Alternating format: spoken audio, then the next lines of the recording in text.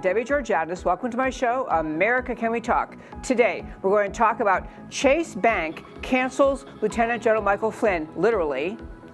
Raymond Ibrahim, Afghan jihadist, emboldened. We have a great expert to talk to us about the consequences of what occurred in Afghanistan, calls for resignation, and when censorship is truly evil. Shana, Chappell versus Cindy Sheehan. Of course, I'll tell you why these stories matter to you. Stay tuned.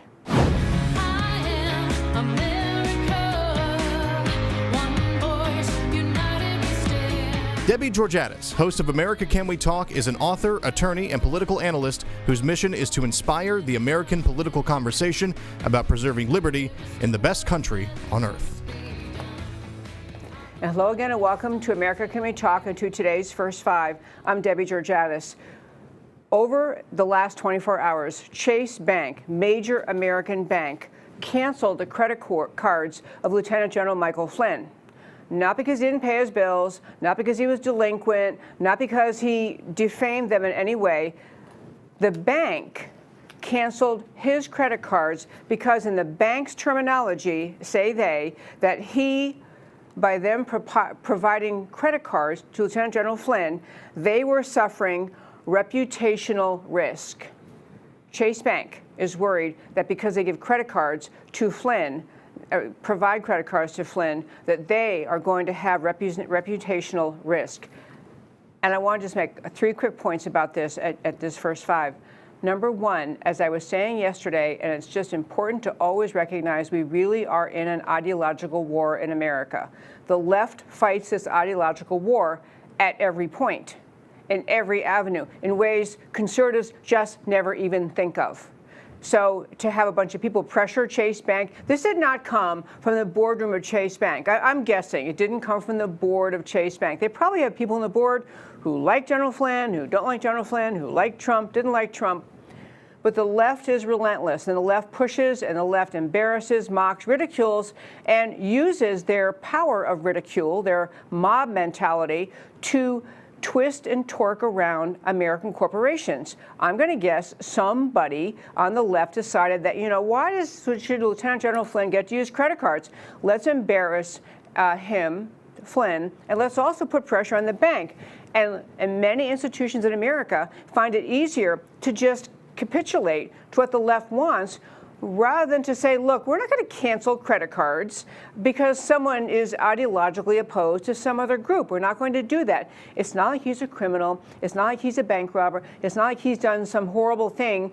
He's just an American hero. In fact, that's my point, too. Think about for a moment who Lieutenant General Michael Flynn is. Among the most astonishing facts about him, he's a registered Democrat.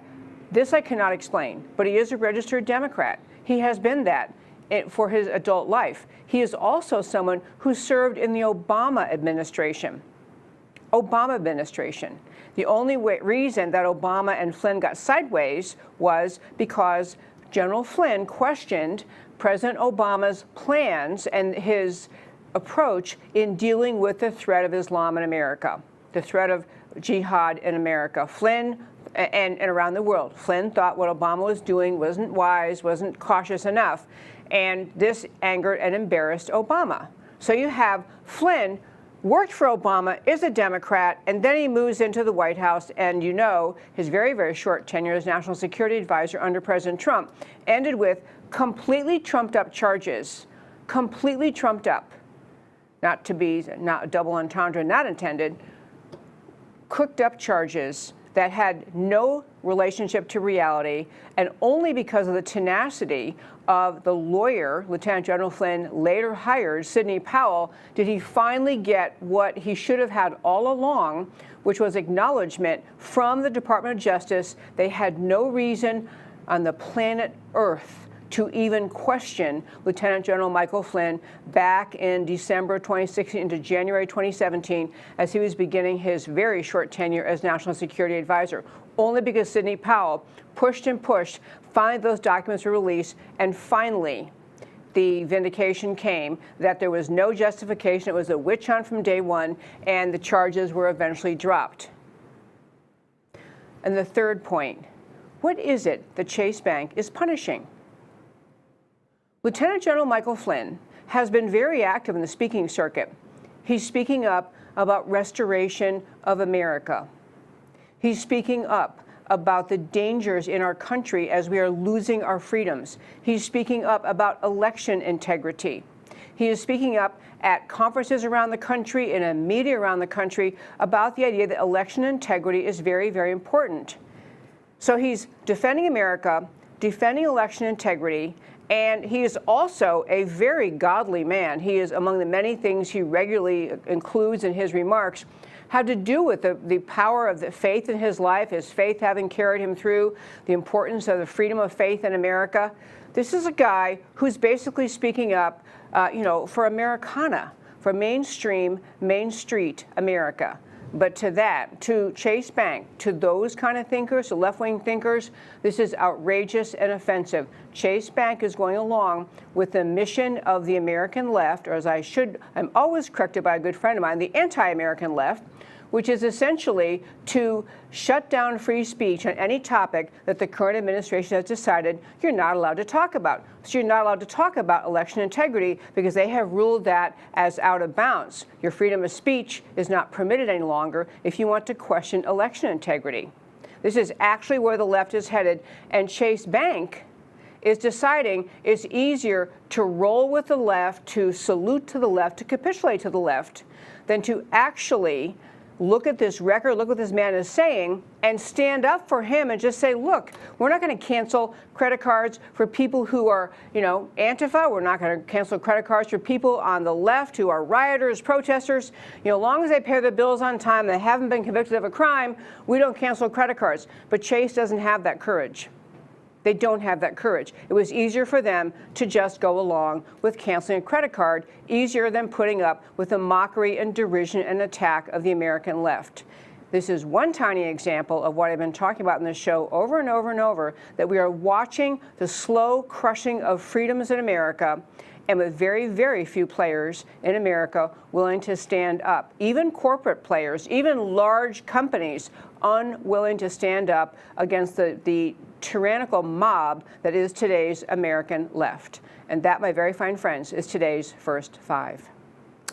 I mentioned at the start of the show, we have a guest joining us. He's joined us once, actually. I looked it back up to be sure. It was, I think, December of 2019. He's the author of this book, which I did bring with me. We're going to talk about some other things, but I want to mention his book again. This is his book called Sword and Scimitar. The gentleman's name, the author, is Raymond Ibrahim. He is the author not only of this book, actually I want to tell you the subtitle, Sword and Scimitar, 14 Centuries of War Between Islam and the West. For those, and I will tell you, as jihad became more frequent in this modern era, there were literally millions and probably billions in the world who really didn't know the history of Islam, didn't understand that this recent spate of jihadist attacks occurring in Western Europe and America, places around the world, was just actually a long time, a continuation of a long time and actually ancient practice engaged in by those who follow very strictly the teachings of jihad, the teachings of the Quran and Islam's holy scriptures and other Islamic documents. So these folks have been at this war against the West, against Christian society, against Western civilization for not just centuries, millennia, like over 1,000 years. And we're just seeing in this modern era today what they've been doing all along. So that was what we talked about in the Sword and Scimitar interview. I want to have him talk about today and want much more detail about what the history of what has been the long-term battle between Islam and Western civilization, but also what is the impact on the world by our abandonment of the abandoning the battlefield in Afghanistan, handing Afghanistan over to the Taliban after 20 years of presence, the method by which we handed it over. So it's a very, very challenging thing to recognize, and important thing to recognize what really it will be the impact and what the statement, how it's interpreted by Muslims, by the Muslim world, especially those engaged in jihad. if there are people who look at what happened in Afghanistan and say, wow, America is pretty easy to bowl over. So I'll very quickly tell you, introducing Raymond Ibrahim, widely published author, public speaker, specializes in the Middle East. He has books Sword and Scimitar, the one I just mentioned, Crucified Again, Exposing Islam's New War on Christians, and the Al-Qaeda Reader. He has appeared widely in media, writings, translations, observations. He even appeared in the New York Times, but we can forgive him for that. CNN, LA Times, Fox News, Financial Times, every prominent news show and source has interviewed him. Among the many things I recall from interviewing him previously is he actually reads Arabic. And so he didn't have to count on translations from other people to understand what it is that Islam is teaching its followers. So I could go on and on, but I'd like to actually introduce to you and have join us Raymond Ibrahim. Hi, Raymond. Hi, Debbie. Good to be with you again. Great to see you. Great to have you. And I realized while I was doing the introduction, I probably said a lot of the things you might have said in your introduction. But I just want to, in fact, I'd love to have a pretty detailed description of the fact that what we're seeing today, the conduct of jihad by the Taliban, other extremist organizations in the world, is a continuation of what has been occurring really in the world since Islam came along. And so if you could maybe really take a few minutes, give us an overarching big view of the Islamic jihadist attack on Christianity, Western civilization over the millennia. Yeah, happy to. So let's start with the Taliban, Al-Qaeda, and these people of recent memory. We've been told by the powers that be and all the experts that when they talk about Islam and the jihadist imperative to conquer quote-unquote infidels, that they are essentially hijacking Islam. That's not true as historic Islam. That's an aberration, or at best, it's a very minority subscribed to version of Islam. Well, the truth of the matter is, and as you say, as I show in my book, because it's dedicated to looking at 14 centuries all throughout, from the very beginning with Muhammad himself, the prophet of Islam, all the way down until the modern era, the same things that groups like ISIS say and do, which is, invade an infidel territory, infidel meaning non-Muslim, give them three choices: convert to Islam, become a third-class citizen, essentially a dhimmi as they call, pay tribute, and live in a very suppressed and humiliating way, or fight to the death.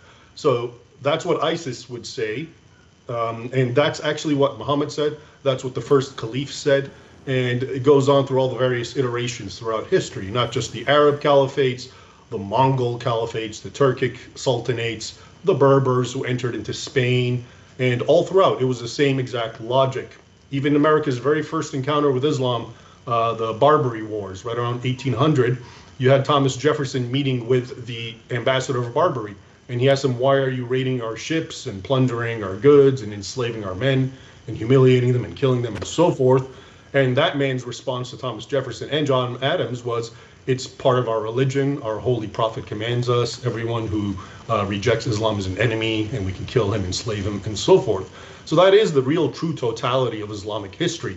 When Islam came onto the scene in the 7th century, in the 600s, if you looked at the Christian world, it was Europe, not even all of Europe, but most of Europe, west and south of the Rhine and Danube, and Great Britain, but all of North Africa, all of what we call the Middle East, all of what we call Turkey. In fact, North Africa and the Middle East and Turkey, Asia Minor, were the original and older and richer and really more sophisticated region of Christendom.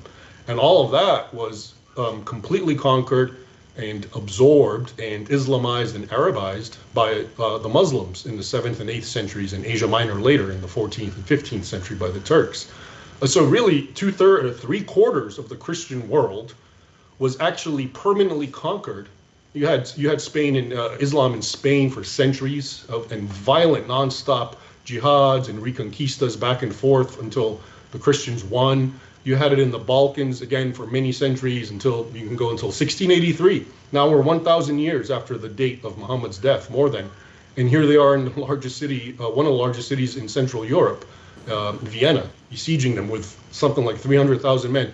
And the point is, all throughout that history, the articulation, the motivation of these Muslims was not grievances, was not you're racist, was not anything that is popular nowadays. It was simply you're an infidel, and my religion commands you to do as I mentioned, kill you, subjugate you, and so forth, or force you to convert.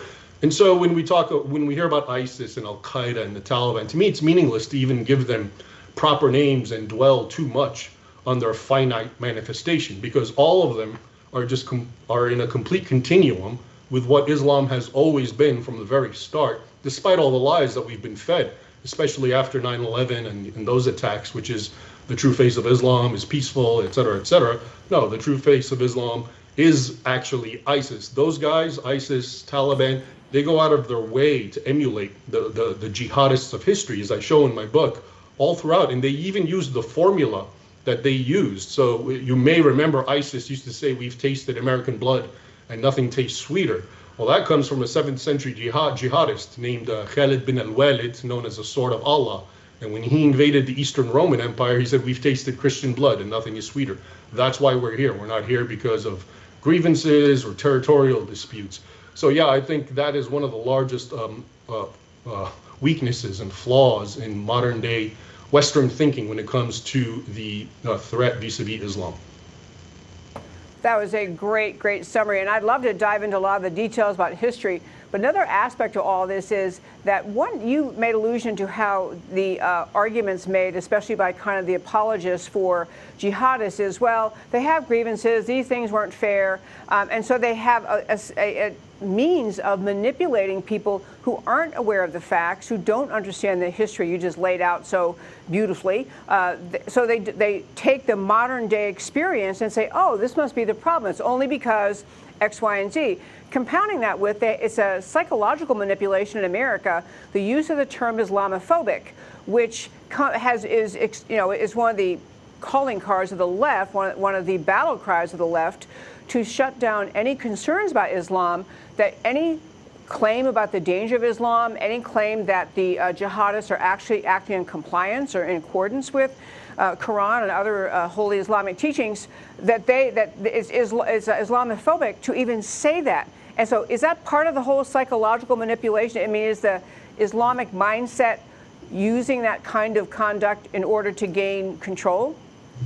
Absolutely. It's both the Islamic mindset exploiting an inherent Western weakness that has been propelled by the left, which is this sort of, psychoanalytical projection of yourself onto everyone.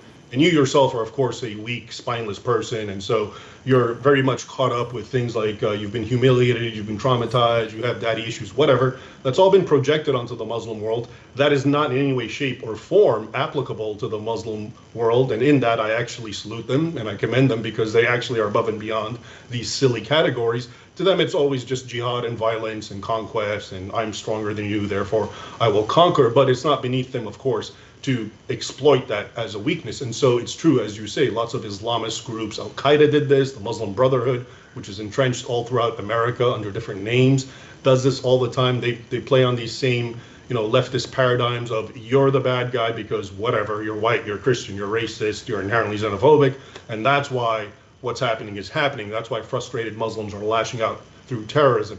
But as I mentioned, for 14 centuries or 13 centuries, you didn't need a pretext for Muslims to do what they're doing and then some. These caliphates that I described in those wars, they made ISIS look like Boy Scouts, the things they did as far as atrocities, and literally millions, something like 20 million Europeans between maybe the 9th and 16th century were enslaved in very horrific conditions by Muslims for the same reason. But you don't hear about that. And I think we've all learned also that this issue of, Islamophobia, trying to shut you down, is, part and parcel with everything we're seeing today, which is to say that, I was canceled years before canceling was a famous thing. You mentioned, you mentioned I was on the New York Times and all that. This is true, but they'll never come near me again because of the things that I say right now.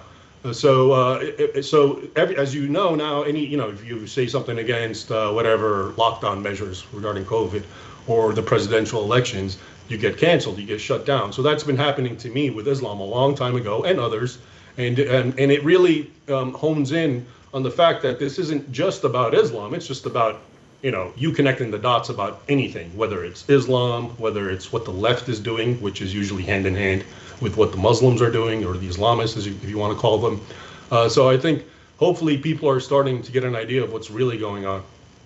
I do want to jump on to some points you made in your American Thinker piece, but quickly for our listeners, American Thinker has published many articles written by Raymond Ibrahim, our guest today. And so the one that was out today is called The Eternal Jihad.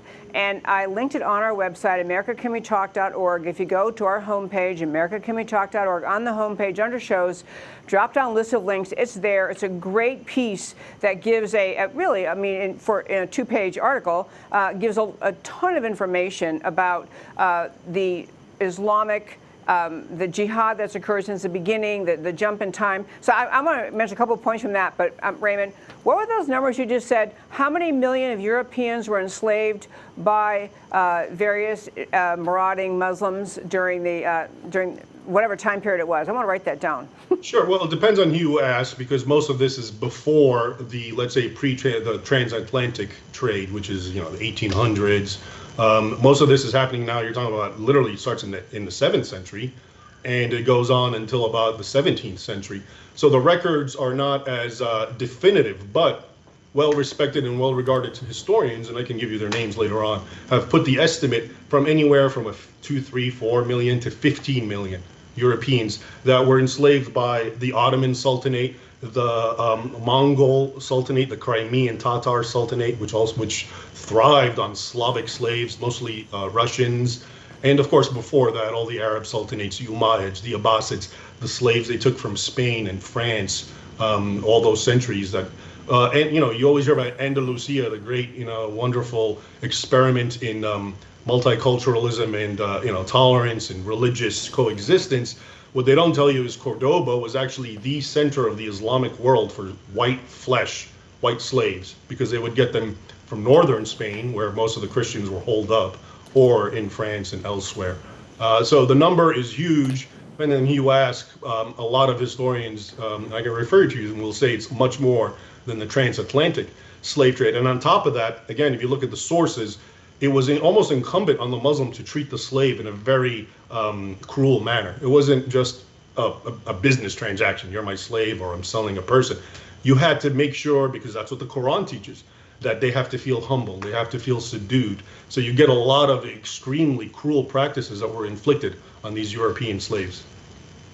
It's truly amazing. One point you make in this article, and I want to turn and talk about Afghanistan in a moment, but one point you made, it's just so illuminating, I thought. You were talking about how Constantinople's defeat of the Caliphate, which was August of 718, I don't mean 1718, I mean 718, the year 718, there was this defeat of the Caliphate. And this was finally when the Christian Western world was saying no and pushing back on this Islamic, on their Islamic suppressors. And then you talk about how, it moved forward for a long time where we didn't see this issue in the world because they had been pushed back. And then you go back to pointing out that only a few years later they reemerged. Can we find it quickly here? The 14 to 17, so 700 years after the people of Constantinople thought they'd seen the last jihad, back again besieging them with it, the city finally found Islam in May of 1453. And I'm just getting at the point, if you don't think like a jihadist, if you don't think like someone who thinks your mission, your purpose in life is to subjugate the world to Islam or to your faith, you think, okay, you've defeated them, they go their way, we go our way, but your description, it just kind of jumps out of the page in this article about what's always going on in the mindset of the Islamic world is we're just on pause. We got pushed back, but we're just on pause waiting for our next opportunity. Is that accurate? That's accurate, Debbie. The point of the article was really to underscore modern day Western myopism. The inability to see beyond what we have in front of us. I mean, if you listen to analysts now, it's almost like 20 years ago didn't even happen. Who are the Taliban? What are they, radical? Can we work with them? You thought we would have known that. But the point of the article was August 15th is when actually the Taliban took over. And August 15, 718 was actually another date with Islam in the Christian world when, as you say, Constantinople defeated the Arabs 1,300 years ago, more than. And the point is, at that point, Constantinople had won. It was centuries before any Muslim ever decided to try to attack it. And so if you live there, kind of like if you live in America, you would have thought the Islam thing is well behind us. It's over. Centuries had passed. And yet, lo and behold, in the 15th century, you had a whole new iteration of Islam that had nothing to do with the guys that they remembered, the Arab Umayyads based in Damascus. Now it was Turks in Adrianople. Okay, and they had, on the surface, there was no ostensible continuity between the two, except for one thing. Both were Muslim. Both attacked Constantinople on the same logic. You're an infidel, convert, submit to us, or we will fight you. And in the end, the Turks finally won. So it's almost like the real enemy was never the Arabs of the Umayyad dynasty. It wasn't even the Turks. It's not today ISIS or Taliban or ISIS-K, whatever name you want to slap on it. It was this concept of jihad that manifests itself. It goes dormant when it's weak, and it manifests itself once it can in whatever guise it takes, whether it was Arabs in the 8th century, whether it was the Turks in the 15th century, or whether now it's ISIS and Boko Haram and, all these modern day terrorist groups, Hamas, Hezbollah, we can go on and on. It's the same impetus, the same mentality. And that's why, today, 20 years after basically taking over Afghanistan and annihilating the Taliban, as many thought, and getting rid of Al-Qaeda, here we are back to square one. And it's because of this mentality. People were asked, Ayman Zawahiri, the current leader of Al-Qaeda, was asked a long time ago in 2005 when both Mullah Omar of the Taliban and Osama bin Laden were basically gone in 2005 and America completely taken over. And they asked him about him, and he said, it doesn't matter about them and it doesn't matter about me, because the jihad transcends the individual jihadist. And I think until we start to understand that, and the long-term goal of Islam and how far it's gone. I told you, 3/4 of the Christian world. And even when it seems beaten and down, if it's not out for the count, such as when Constantinople won in the 8th century, it'll return many, many centuries later in a whole different guise, but still the same impetus of conquest.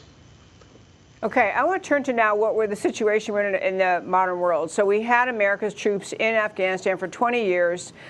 Finally, and I don't want to go off with a military decision whether that was the right move for us to make 20 years ago, what we should have done differently. But where we are right now, what do you think? What is the impact or the way that the Taliban and other Islamic jihadists, other Muslims, see America now after we withdrew from Afghanistan and left essentially Americans there who are now, we don't know what's going to happen to them, left Afghanistan allies there.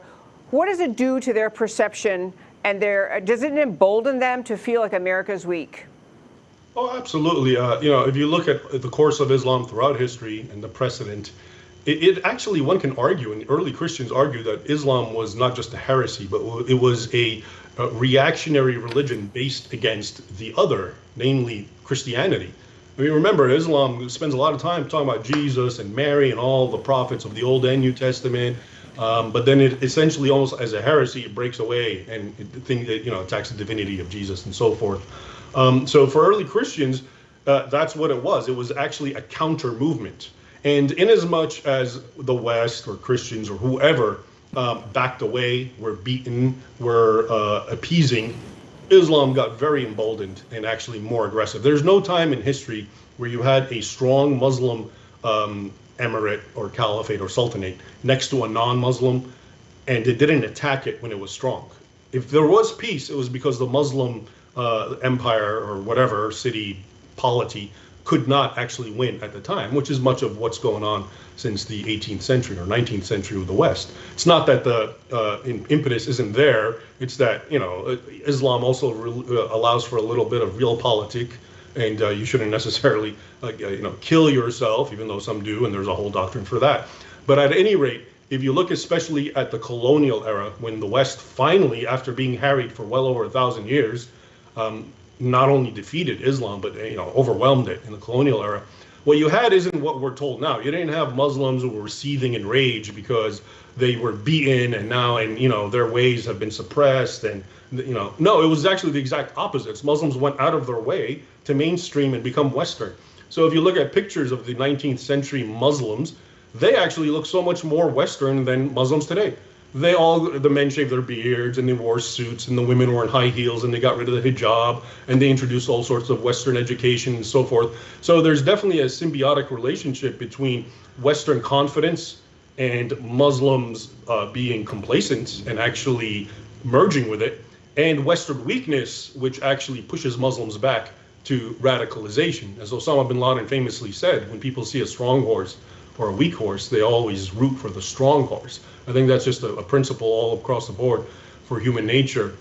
So definitely what happened now in Afghanistan, that far from satisfying Muslims or making them think, well, okay, justice has been served, that will only embolden them for much more of the same.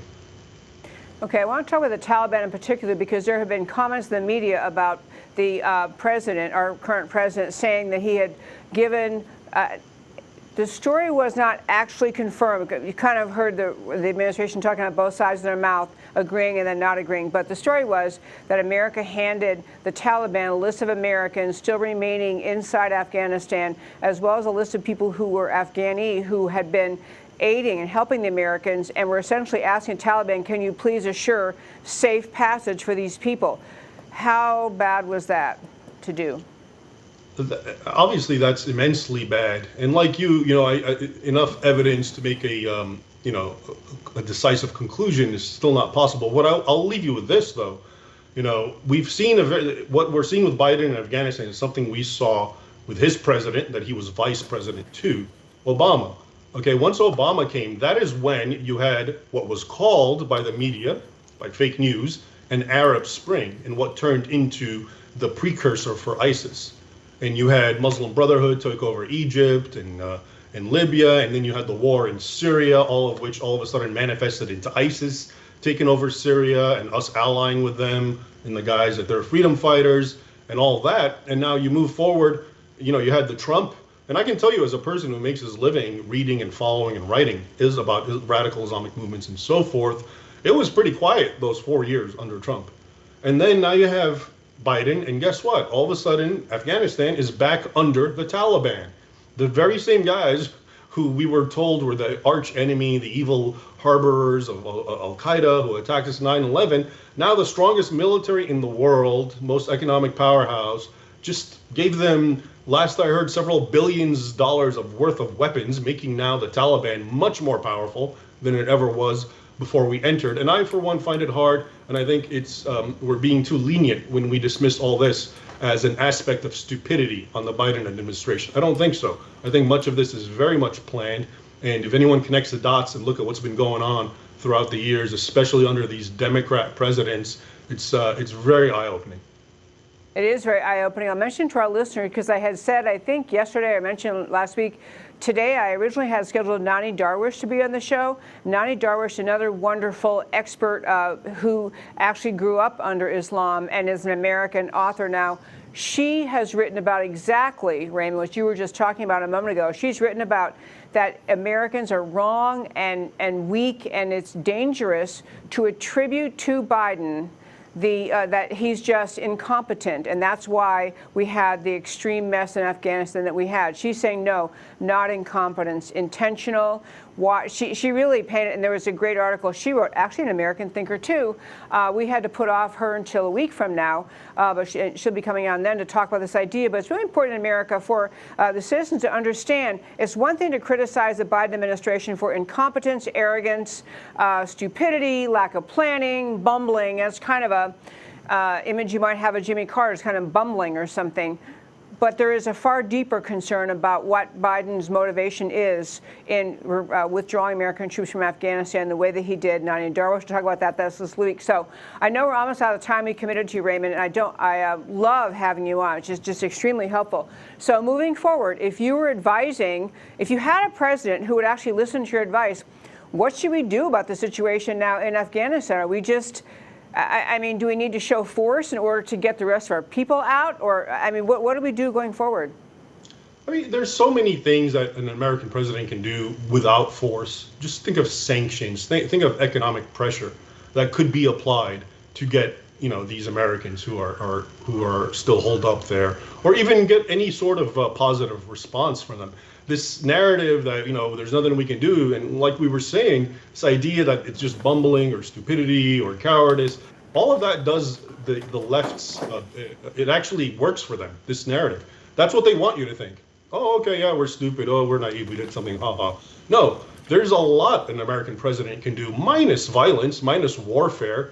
And like I said, just an economic sanctions, targeted assassinations, any kind of threat you want to make. I mean, we have the technology to home in on where the leaders of the Taliban are. Maybe a threat about how you're going to be annihilated tomorrow if you don't comply.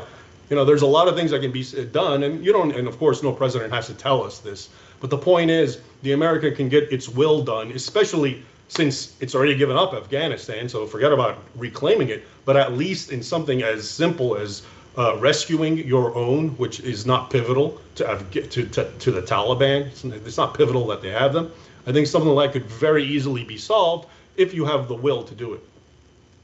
All right, Raymond Ibrahim, I just can't tell you how much I appreciate your writing, your thinking, your analysis. I mentioned at the start you actually read in Arabic, and so you're looking at ancient documents with your original reading of them rather than relying on a translator, which I think is just contributes to the extraordinary brilliance you bring to all the issues we're talking about. So number one, I'll tell our listeners again, if you haven't read this book, actually it's a great Christmas gift to give to your friends who think that Islam is a religion of peace. This would be a great Christmas gift to give them. And I thank you for writing it. And Raymond Ibrahim, thank you so much for joining us. Thanks very much, Debbie. Good to be with you. Great to see you, sir. Okay, I'm going to tell you one other quick point about this issue, what we should do militarily, and also just kind of the reaction from informed Americans. I call this segment Calls for Resignation. I want to tell you, you remember I told you, I don't know when this was, months ago now, that there's a group, Flag Officers for America. Flag Officers for America originally issued a warning. It was like 90, and flag officers means a certain level of performance and achievement in the military. I tried looking it up once. It depends which branch of the military, who actually is called a flag officer, so I won't go off on that. But these are senior former military officials who've actually dedicated the heart and soul of their lives to the American military. They rose in the ranks. They became leaders. And they had first a letter basically warning America, flag officers' letter to America, basically saying, we're going over the cliff to Marxism.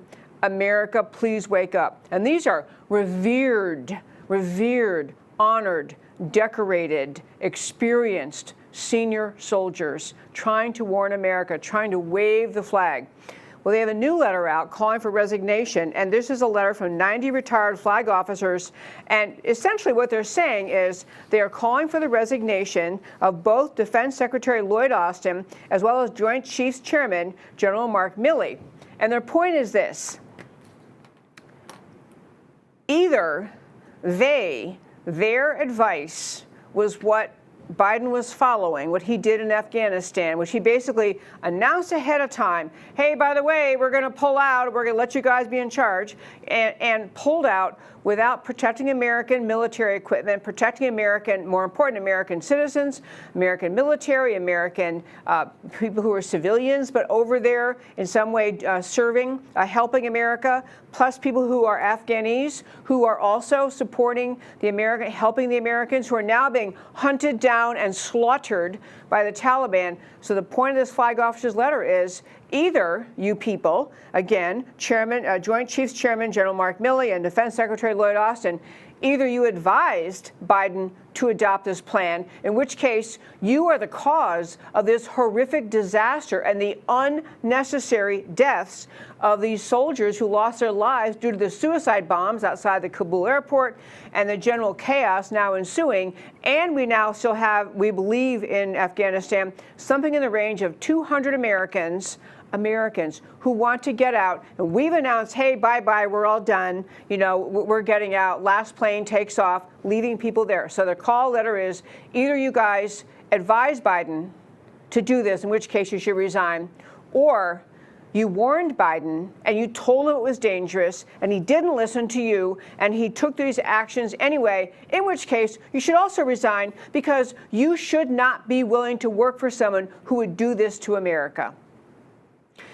I can't reiterate enough. These are not some goofball, hothead, ill-informed, street urchin types, or just these are noted, profoundly accomplished military leaders, decorated leaders. They're trying to wave the flag. They're trying to say, and their real message is, I want to just say something about accountability. They're basically saying there has to be accountability. This isn't like, we made a miscalculation and a military error, and we didn't realize how armed they would be, or we didn't realize something else, and so we lost some soldiers due to an understandable mistake. They're saying nobody who's had military training, nobody who has experience in military operations would ever have approached the withdrawal of Afghanistan in this way. They're just saying the message is someone has to be accountable. It's not enough for Biden to show up at the Air Force Base and receive the remains of these precious Americans who lost their lives. It's not enough for him to stand there, by the way, checking his watch during the program, like, can he get on with this already? But it's not enough for him just to show up and say, we're so terribly sorry. Not enough. There has to be accountability. Who made this decision? Who called the shots? And as you may have recognized that our guest, Raymond Ibrahim, was alluding to, and others, many people are connecting the dots between Biden and the millions put in his coffers through his son's allegiance to China and engagement with China, and China now greatly emboldened and greatly empowered by America's withdrawal from Afghanistan. I mean, there has to be accountability. There has to be an explanation. Who decided this, why, and who is culpable? This accountability thing is something that somehow, when there are conservatives in office or holding any position, they're relentlessly held accountable by the media, because the media goes after every single, even innocent mistake, relentlessly runs headlines every day until somebody says, okay, it was my fault. I'll take the hit. I will resign or something. The media is already trying to move on from this disaster in Afghanistan without holding anyone accountable. One thing these officers are saying, the flag officers for America are saying, is no, somebody has to be held accountable. Somebody does. Somebody has to say, yeah. And I'll tell you, folks, the same point they're making, I mean, it's almost astonishing in America how we lose what sense of accountability really is. We're now 8+ months into and it's not the Biden administration. I mean, he's got the job title, but whoever's running it, as I always say, I think it's Obama, compounded with Soros, and I don't know, a bunch of the leftist cabal, Susan Rice, Valerie Jarrett, running the country from the sidelines, calling into Biden every day, telling him what to do.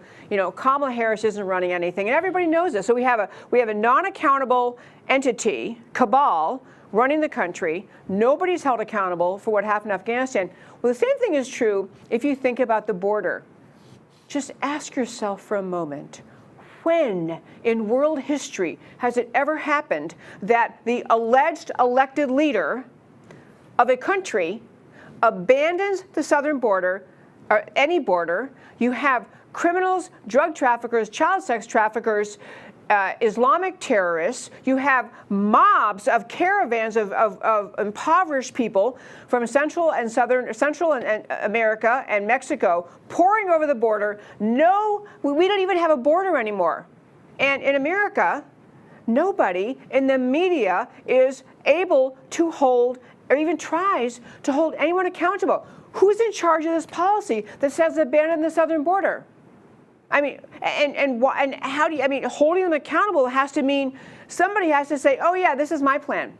I devised this. I'm responsible. And then you can fire them and maybe even prosecute them. But we have lost any sense of what accountability even means, because the left controls so much of the media, so much of the narrative that comes out of the world of academia, that comes out of every outlet for news except for conservative shows like this. The whole concept of accountability for every radical, horrific policy this administration is following, the entire sense of accountability is just off the table. Don't talk about it. Don't follow up. Nobody asks questions. Nobody gets investigated. Nobody gets prosecuted. Nobody gets charged. Nothing happens. We just let them destroy the country before our very eyes, which leads me to something I want to say, and I think it's really important to keep this in mind. A growing number of Americans are recognizing that the present administration is not in any degree trying to protect America, to protect America's interests, to protect America's military, to strengthen our military, to enforce a border, to have a sovereign nation, to have any sense of a rational economy, because they're proposing just, I mean, they're so loopy. It's like letting a 5-year-old decide the family budget and you know, budgeting for and buying, you know, billions of dollars for a family that can't hardly put their monthly rent together. I mean, you have crazy level conduct at every level out of the government, and it is true that the media is not holding them accountable. They just won't do it. The media isn't. Most of the powers that be in Washington will not. It's becoming incumbent on the people to hold this administration accountable, to ask the questions, to push the questions, to insist on answers, to say there has to be a better answer to what you're doing than just, we did it and we're done and we're moving along and now we're not talking about that anymore. That has been the approach of this administration on every issue. They just don't answer. And they think they can get away with it. And the media will let them get away with it. But I actually think in America, you have a growing, I mean, in the millions and millions and millions of Americans who recognize something is deeply, horribly wrong in this country. And that we don't have enough people in the elected positions in Washington and the appointed positions of people with power to do something willing to stand up and hold these people accountable. It is why you're hearing from someone like the Flag Officers for America. They're just saying, could somebody please, we're going to point this out, at least we have a little bit of a bully pulpit, a little bit of a national platform. The American people are not going to continue to tolerate the obvious destruction of America happening at the hands of the present Biden administration. They're just not going to continue tolerating it. I have a little clip I want to ask Matt to play before I get to my final story. This is a clip, just so you know what happens. Very, very short, 6 seconds. But this is what happened when the last American military plane, when we announced, hey, we're out of here, we're leaving, don't worry, you know, we don't really care about our soldiers. And we don't really care about our military people, and we don't really care about the Afghan civilians who helped us, who are now going to be slaughtered. We announced we're leaving, and I just want to show you a short clip of what happened at the airport in Kabul after the Americans took off, their last plane took off and left Afghanistan. Here it is.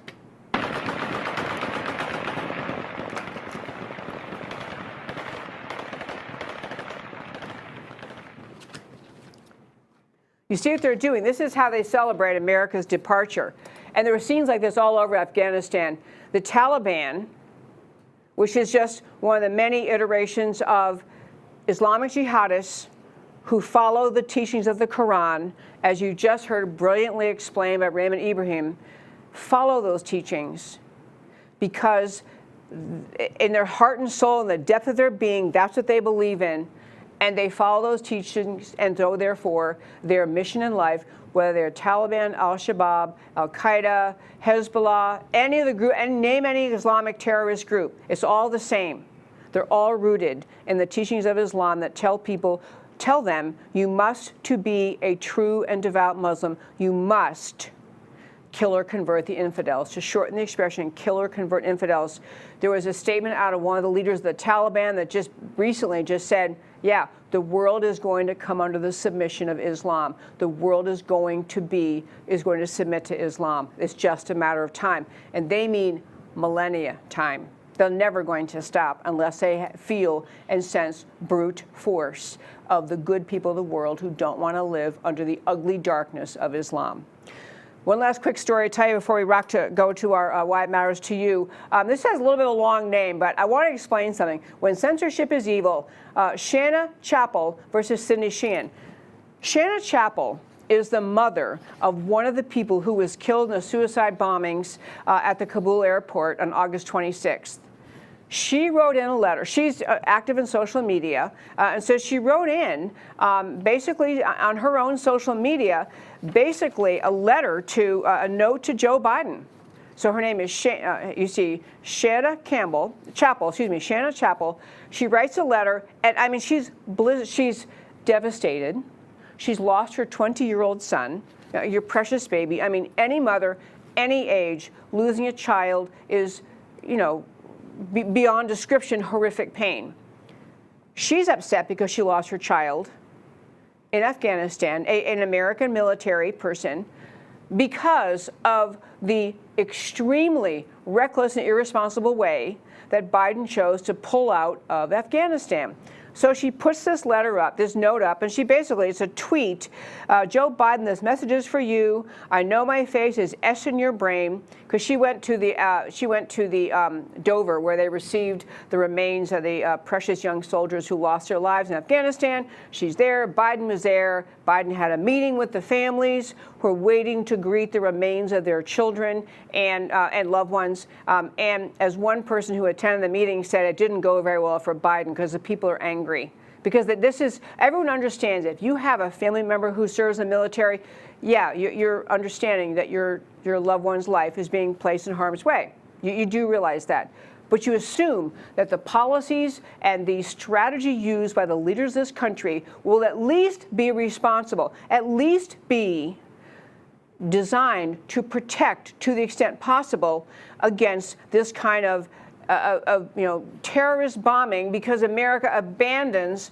I can't even go. Okay, I want to just tell you what she had to say. This message is for you, President Biden. I know my face is S in your brain. I was able to look you straight in the eyes yesterday and have words with you. After I lay my son to rest, you'll be seeing me again. Remember, I'm the one who stood 5 inches from your face and was letting you know I would never get to hug my son again. Hear his laugh. And then you tried to interrupt me and give me your own sob story, because Biden has been doing this. Oh, I understand, I lost a son too. It's like, it's all about me. And so she says to him, and I had to, and you tried to interrupt me and give me your own sob story. I had to tell you that this isn't about you, so don't make it about you. You then say you just want me to know you know how I feel, and I let you know that you don't know how I feel, and you don't have the right to tell me you know how I feel. You rolled your F-bomb eyes in your head like you were annoyed with me. And I let you know that the only reason I was talking to you was out of respect for my son, and that was the only reason why. So she has this encounter with Biden. She writes it out on social media. And the reason I'm telling you this story is I want you to think about it. First of all, my heart goes out to every person in this country who has any connection to the people who were lost in the Kabul and the suicide bombing. I mean, the precious soldiers lost, their spouses, their husbands and wives, their kids, their parents, their siblings. Horrific, horrific thing to go through. She's trying to write about it and say how she found Biden's attitude obnoxious, condescending, may I tell you about myself again kind of thing. And so she's, and she ends up saying in this lengthy posting, my son's blood is on your hands. All 13 of them, the 13 Americans killed, their blood is on your hands. And she's basically saying, I'm going to show up at the White House. And she said, if President Trump was in his rightful seat, then my son and the other heroes would still be alive. You'll be seeing me again very soon. Anyway, so she's saying she's going to come be outside the White House. So what happened to her is social media canceled her. They removed her Facebook account, they removed her Instagram account, and because she's not allowed to say things that are insulting to President Biden. I want you to think about that. Biden's conduct, according to any rational, experienced military person, was at the very least profoundly, abjectly, reckless, senseless, indefensible. His conduct's that way. She writes to say, you're going to hear from me again because, you caused this. And the answer of social media, our modern day censors, our modern day First Amendment speech regulators, and do not tell me that, Google and all the social media companies can't really violate the First Amendment because that's just there for the government. They promulgate and push and enforce the left-wing narrative on every subject. Social media does. And so they're saying basically, you can't insult our guy, the president, so you're done. Facebook, you're done. Instagram, you're done. I want to contrast that with someone whose name, if I say it, you might think, I remember that name. Who was that? Cindy Sheehan.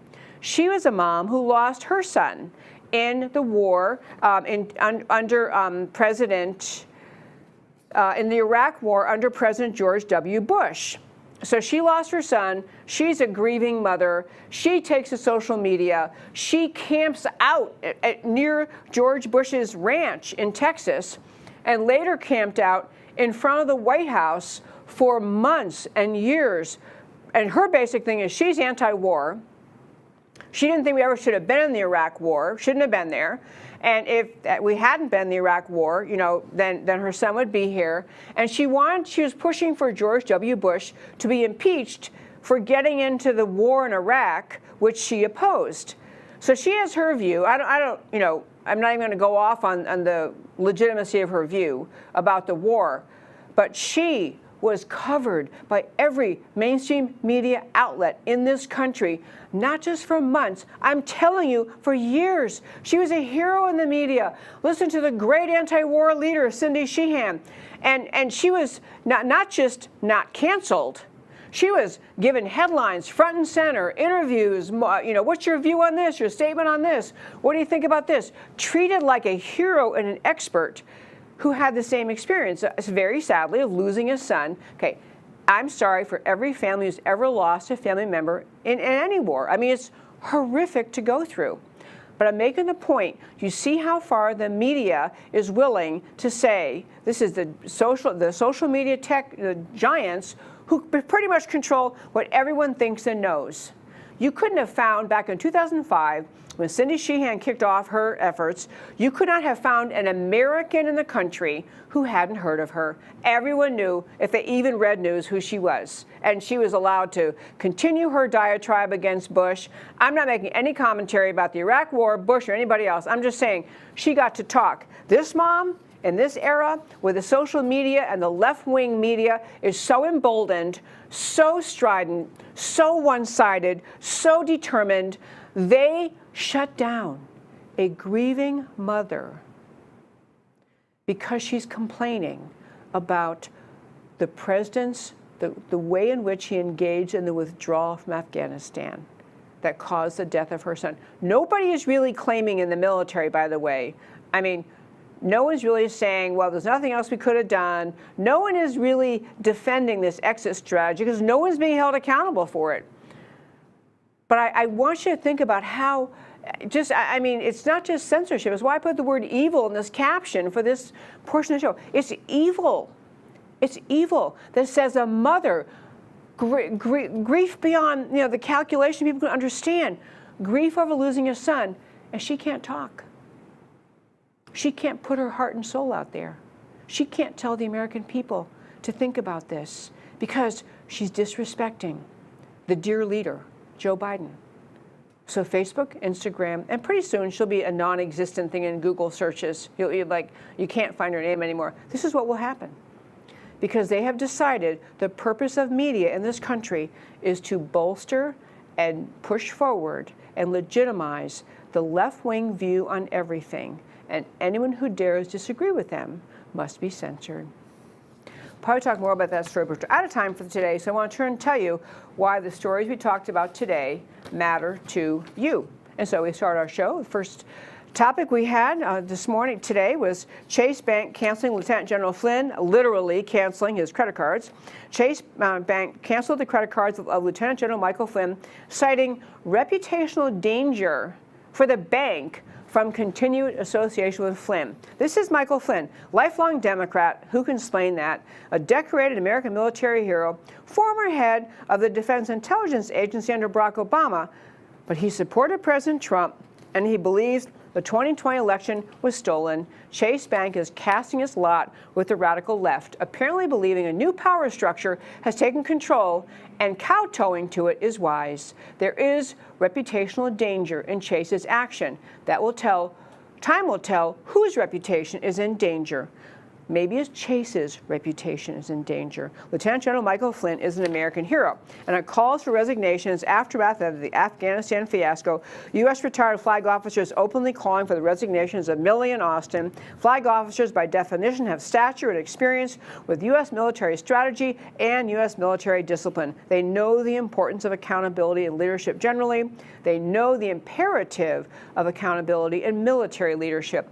No one at the top of the chain of military command has acknowledged fault or apologized. The one Marine officer calling for accountability has been dismissed by the Pentagon. The American people will not tolerate this brazen, amoral irresponsibility. Leaders who have zero moral authority will soon find they're not leading anyone anymore. And when censorship is evil, Shana Campbell versus Cindy Sheehan. Cindy Sheehan was and is a leftist who lost a son in the Iraq War, and her grief drove her to publicly protest and call for the impeachment of President George Bush. Sheehan was a darling of the mainstream media, a moral authority, a voice given plenty of airtime of that era. Shana Chappell lost his son in the suicide bombing at the Kabul airport on August 26, and her grief has driven her to publicly protest and denounce President Joe Biden. Big Tech, Facebook, and Instagram have taken down her public posts. Big Tech censorship is un-American and anti-American, and every American soul knows it.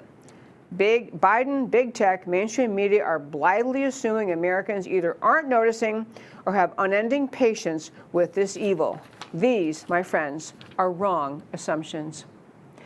And that, my very fine friends, is America Can We Talk for today. Thank you so very much for tuning in every Monday through Thursday at 3 p.m. Central Time to America Can We Talk, where I always talk truth about America, because America matters. And I'll talk to you next time.